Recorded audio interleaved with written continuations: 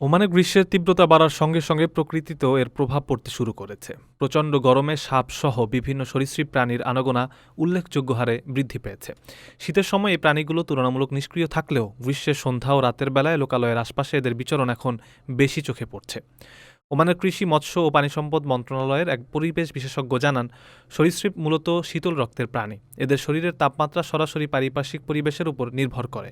গ্রীষ্মের শুরুতে এরা উপত্যকা, পাহাড়, খামার ও উন্মুক্ত স্থানগুলোতে বেশি সক্রিয় হয়ে ওঠে, বিশেষ করে দিনের অপেক্ষাকৃত শীতল সময়গুলোতে।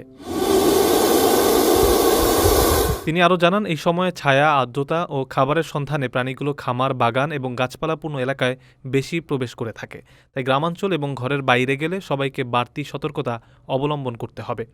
সতর্কতামূলক ব্যবস্থা হিসেবে উপত্যকা অঞ্চলে রাতে পর্যাপ্ত আলোর ব্যবস্থা রাখা, বাইরে রাখা জুতো বা কাপড় পরার আগে ভালোভাবে পরীক্ষা করা এবং পাথরের ফাটল বা ঘন ঝোপঝাড়ে অসতর্কভাবে হাত না দেওয়ার পরামর্শ দেওয়া হয়েছে।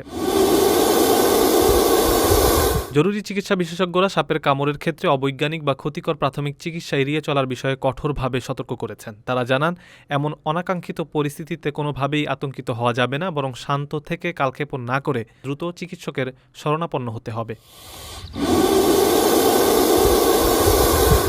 প্রবাসীর সিটিতে চলছে বহুল আলোচিত ফ্রি ফ্ল্যাট অফার, অর্থাৎ আপনি যে টাকা দিয়ে এখন ফ্ল্যাট কিনবেন, 5 বছর পর সেই সম্পূর্ণ টাকা ফেরত পাবেন, আর সেই সাথে পাচ্ছেন একটি ফ্ল্যাট একদম ফ্রি। অফারটি সীমিত সময়ের জন্য, তাই দ্রুত যোগাযোগ করুন স্ক্রিনে দেওয়া নাম্বারে।